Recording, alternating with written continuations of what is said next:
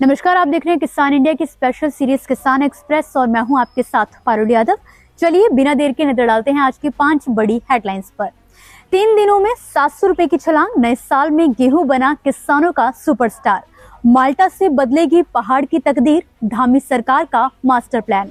हरियाणा के किसानों की बल्ले बल्ले, एआईएफ से मिली 4334 करोड़ की बड़ी ताकत। हिमाचल में सेब खरीद में बड़ा घोटाला, खरीद केंद्र से करोड़ों की हेराफेरी। मोहन यादव कैबिनेट का बड़ा धमाका, गांव-गांव पहुंचेगा पानी और सड़क। गेहूं खरीद ने बनाया रिकॉर्ड। नए साल की शुरुआत किसानों के लिए बड़ी खुशखबरी लेकर आई है। इस बार देश में गेहूं की बुआई रिकॉर्ड स्तर पर हुई है और इसके बावजूद मंडियों में गेहूं के दाम आसमान छू रहे हैं।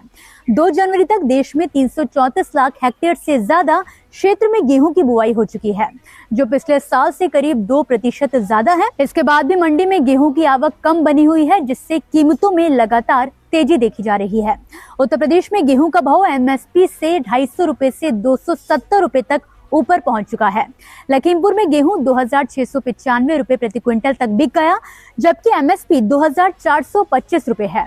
सिर्फ 3 दिनों में 180 रुपए की उछाल दर्ज की गई। मध्य प्रदेश में तो हाल और भी चौंकाने वाला है, जहां 3 दिन में गेहूं के रेट 700 रुपए तक बढ़ गए हैं।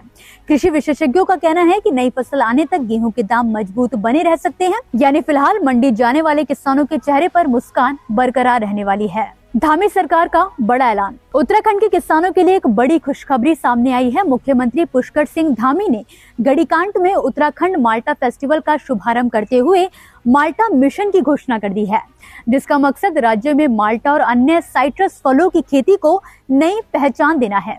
मुख्यमंत्री ने साफ कहा कि अब उत्तराखंड का माल्टा सिर्फ पहाड़ों तक सीमित नहीं रहेगा, बल्कि दिल्ली जैसे बड़े बाजारों तक पहुंचेगा, जिससे किसानों को बेहतर दाम मिल सके। फेस्टिवल में माल्टा और नींबू की अलग अलग किस्मों की प्रदर्शनी लगाई गई, जहां फलों से बने उत्पाद और नई खेती तकनीक भी दिखाई गई। धामी ने कहा कि माल्टा उत्तराखंड की पहचान है और ये राज्य की अर्थव्यवस्था को मजबूत कर सकता है।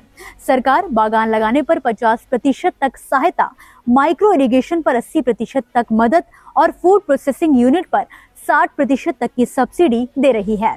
सरकार का लक्ष्य साफ है, किसानों की आय बढ़ाना, पहाड़ों में रोजगार पैदा करना और पलायन को रोकना। माल्टा मिशन से उत्तराखंड के किसानों को नई दिशा और नई ताकत मिलने वाली है। एआईएफ में हरियाणा ने मारी बाजी। हरियाणा के किसानों के लिए बड़ी राहत और बड़ी उपलब्धि की खबर है। एग्रीकल्चर इंफ्रास्ट्रक्चर फंड यानी कि एआईएफ के तहत हरियाणा ने लक्ष्य के मुताबिक शानदार प्रदर्शन किया है और हजारों किसानों को इसका सीधा फायदा भी मिला है। फसल कटाई के बाद भंडारण, कोल्ड स्टोरेज, प्रोसेसिंग यूनिट, गोदाम और आधुनिक कृषि सुविधाओं के विस्तार से किसानों की आमदनी लगातार बढ़ी है और नुकसान में भारी कमी भी आई है। कृषि मंत्रालय की additional director doctor Maninder Kaur Dwivedi के अनुसार इस योजना के तहत किसानों को 2 करोड़ रुपए तक की आर्थिक मदद और सस्ते ब्याज पर ऋण दिया जा रहा है। हरियाणा में 4850 करोड़ के लक्ष्य के मुकाबले अब तक 4334 करोड़ रुपए वितरित किए जा चुके हैं और 9000 से ज्यादा प्रोजेक्ट्स को मंजूरी मिल चुकी है।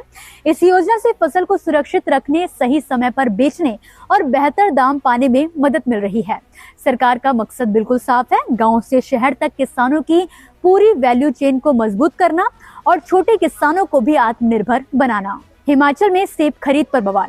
हिमाचल प्रदेश में सेब खरीद को लेकर बड़ा बवाल खड़ा हो गया है। शिमला के चिड़गांव खरीद केंद्र में गड़बड़ियां सामने आने के बाद एफआईआर दर्ज की गई है और राज्य सरकार ने एसडीएम स्तर की जांच टीम गठित कर दी है। आरोप है कि सेब की खरीद में ज्यादा बिल दिखाकर सरकारी पैसों की हेराफेरी की गई।